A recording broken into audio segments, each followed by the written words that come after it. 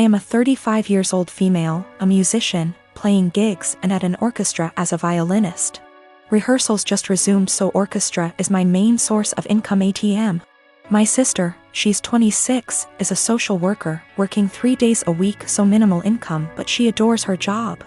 I live in a small 2-bedroom apartment, both rooms around 9-10 square meters. Using the second room as a practice room / storage for my instruments, 3 violins, 2 guitars, a digital piano, a small drum kit, and other stuff. 4 months ago my sister broke up with her BF and I offered her my spare room, temporarily. I moved most of my stuff to the living room so I could fit a small bed in there. Sis moved in, but she asked me to move more stuff to the living room. I moved pretty much everything sans the piano, to the point where the living room became uninhabitable. Then she started complaining about my violin playing, saying it gave her headaches. I told her I couldn't stop the daily practice without risking my only steady income. The arguments got worse. She told me to play only when she wasn't home, but with her work schedule I couldn't afford that. I tried switching to the electric violin, but even that can be pretty loud, so it didn't help. Several times I reminded her this was only a temporary arrangement, but she didn't seem to hear me. 2 weeks ago I arrived home to finding my piano in the bathroom, near water and humidity, because my sis needed the space for her new double bed. When I told her she can't SRSLY expect me to store my piano there, she said, "Yeah, you will just have to sell it, I guess." I got so mad I told her she has 7 days to leave, but she didn't take me seriously. For a week I only talked to her to remind her how much time she has left, but she always laughed it off, told me to stop acting like a crazy person. When the deadline came I boxed up all her stuff while she was at work, booked an Airbnb bedsit close by and drove her stuff there. She was livid but couldn't do anything but take her new keys and stay there. The following week she kept calling me with an increasingly apologetic tone, saying she shouldn't have moved my piano or bought a bed. She promised she would put more effort into finding a new place. And by the end of the week I considered most of our issues at least addressed, so I drove to help her move back. But when I was carrying the first box down, she went, "I do hope you will at least stop with the violin this time." I absolutely refused to take more of that F******ing violin. I dropped the box, wished her good luck and left. Now, 2 days later, on one hand it feels like a huge overreaction to leave my own sister literally homeless because of an argument about the violin. I know she cannot afford to stay there, but on the other hand I have no plans to allow her back here, because I feel she would just continue crossing boundaries and never leave. My husband doesn't like to go out much. It's not something that I've ever faulted him for or been mad at him about. We've never gotten in fights about it till now, and it's something he told me up front when we had first gotten in the relationship 4 years ago. I'm never going to be the kind of person that likes to go out a lot. I just want to hang out at home. And I of course said that it was fine because that's not a flaw to me, it's just a character trait. I used to suffer from depression due to a lot of traumas in my life. I found it really hard to go outside at all, and especially alone. I missed out on a lot of experiences because of this. In our first year of dating, he got me to have more confidence in myself, so I stopped hiding. I got a therapist and have been on a wonderful little antidepressant. We got married 1 year later and I'm still happier than I have ever been, and I'm incredibly grateful to have him in my life. That hasn't changed one bit. Now, I know that this isn't what he does. I know that he doesn't stay inside because he's depressed, it's because it's in his nature to be a house cat. And like I said, I'm still fine with that. Lately he's not okay with me doing this, though. If I ask him if he wants to see a movie with me and he said no, or the more common, I don't know, maybe, I'll usually ask him 2 more times, and then if he still says no, or maybe I'll go by myself. It's the same with going out to dinner, taking little classes, etc. We had fun with this at first. I would come home from doing the thing and then I would excitedly tell him what I'd done and the people I'd met. He'd happily listen and hug me and kiss me on the forehead. It was a really beautiful thing.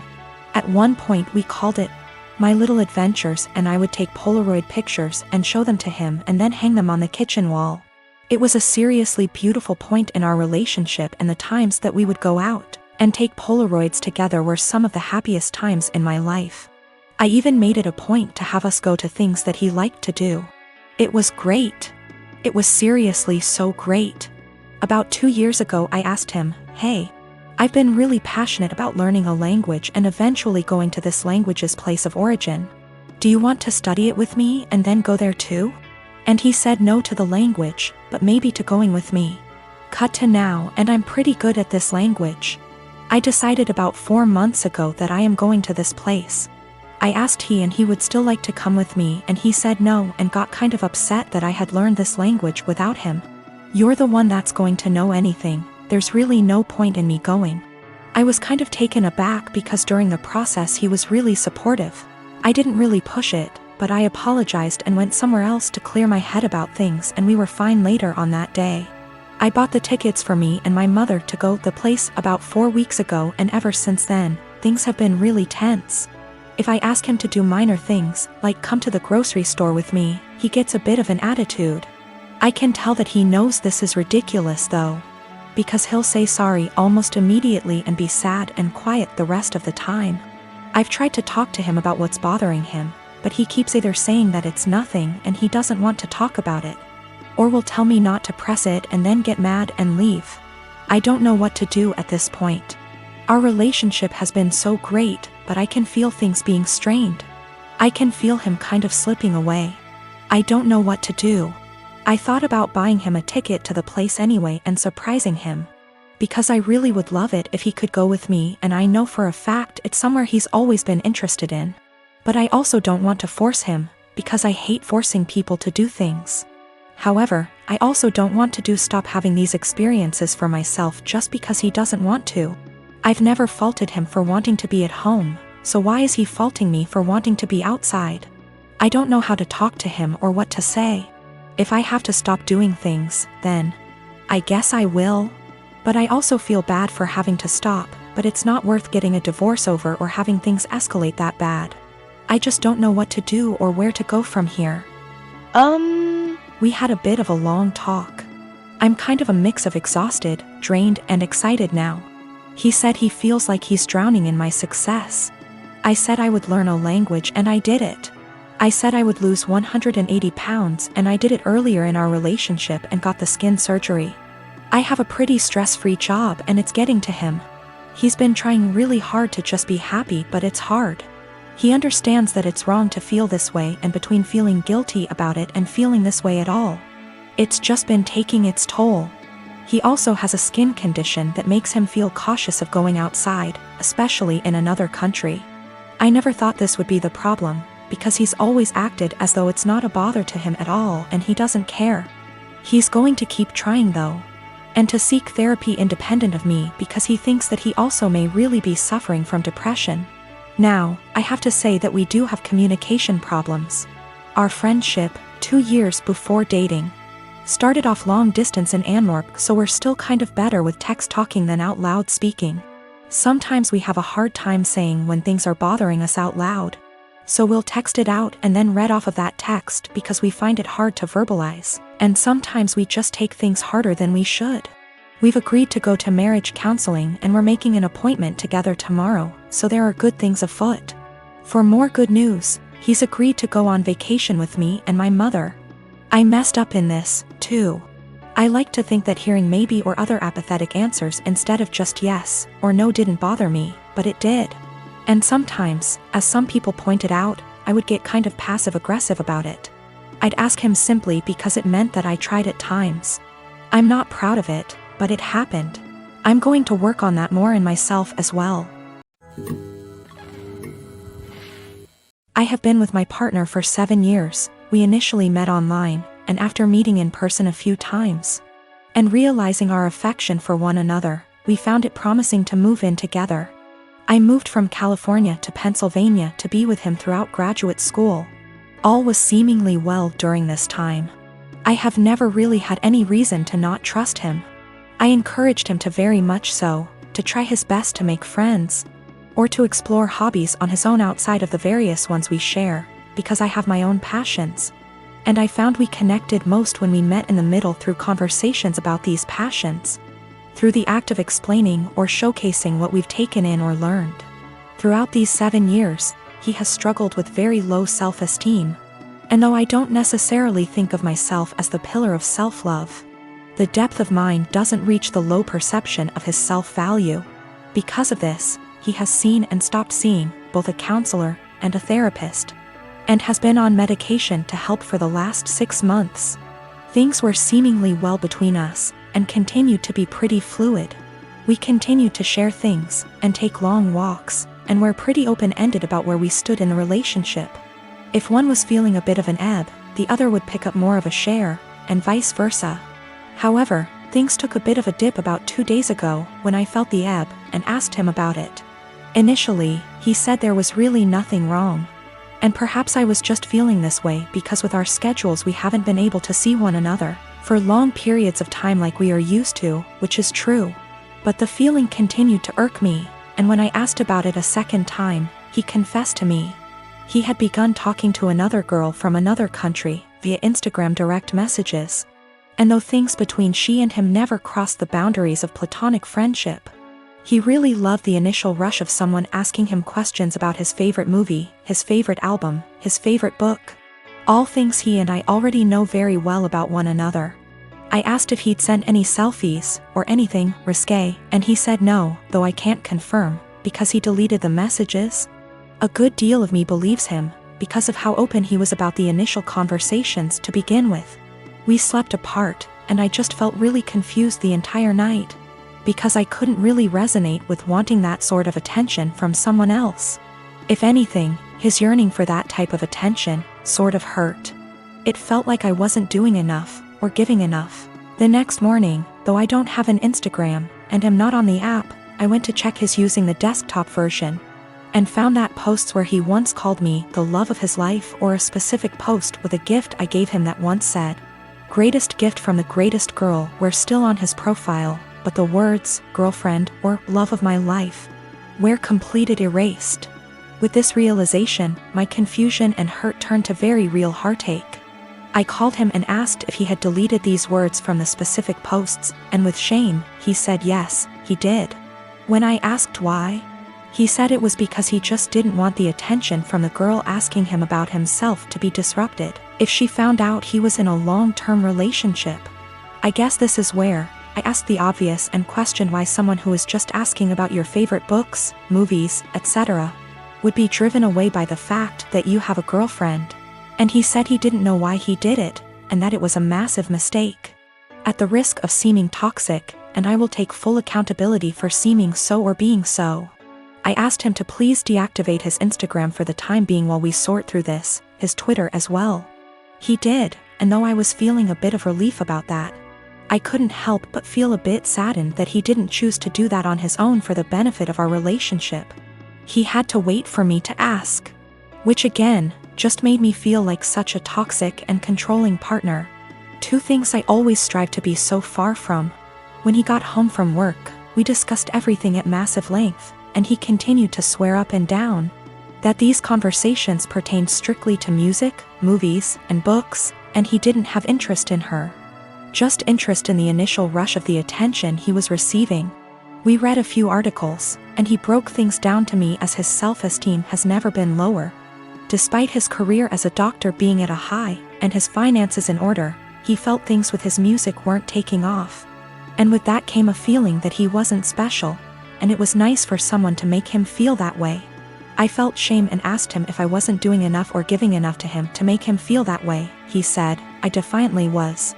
But my love, and attention and affection, became a pillar he could rely on, and got used to, so with new attention came a rush. And he liked that. I asked him if he wanted to be single, and find that rush in dating new people. And he kept insisting that that's so far from what he wants. He wants to remain a couple, and do all he can to work on these things together. Though I can't help but correlate that feeling he enjoys with the feeling of a first date. Which hurts, of course. I told him I didn't really see how we could move past this because there was nothing much for me to make an attempt to work on moving forward. This seems to be a self-stemming problem that I emphasize with, but just don't want to be on the receiving end of the counter effects. So though it is incredibly uneasy to begin to think of how difficult it'll be to begin again, It is just as difficult to think about how difficult it would be to stay and try to rebuild back up an issue that I feel like just a bystander. When it comes to this has all been very painful, and if this comes to an end, I just want it to be as civil and as possible. He deserves to love himself, but not at the expense of the love we have between us. I deserve love that is stable and comforting, and not laced with newfound paranoia. Despite this all, my heart is still very much in this, of course, and he has been very vocal about how it was just one mistake. Nothing happened, we can work through this, etc. And I secretly keep hoping he will make a step, any step really, to showcase these words and implement action, seek a new therapist. Find the two of us a relationship counselor, buy a book on self-help or on how couple conquer affairs, anything at all. Without me having to be the one to ask him. I just want him to have that yearning that he continues to say he has, but instead of saying it, I was him to show me. That makes me irrational or just plain dumb.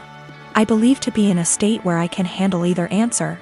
Or something completely different, just the same. Do all think I'm blowing something completely out of proportion? Given how this was an exchange of conversation between him and another girl for just a few days. And his erasure of me on his profile was only for about 2 days? This has been a first in this relationship, this has been a first in my life, truthfully. I just felt completely vulnerable and isolated. About 5 years ago, my now estranged daughter, Edie, cheated on her boyfriend, Brad, and got together with a guy, Ken. He quickly started isolating her from family and my husband and I from her kids. Brad had moved back to his home state devastated after the breakup. I discussed red flags her. I let her know we are here for her and concerned. Her and Ken suddenly took off and moved to another state. For 5 months, my husband and I worried about her and the kids as we had n//c at all with them. One day CPS showed up at our door with the oldest child. He was obviously injured from abuse that was reported by the school. We had no idea they had moved back to the area. We agreed to take them in. The next 20 months were traumatic, complicated, emotional, and difficult for everyone. Through it we re-established a relationship with the older child's dad, Dan. Daughter failed to comply with her plan and remained with Ken. Dan worked hard to get custody of his child and he gave Edie scheduled weekly phone calls. She called oldest child 2x nothing since.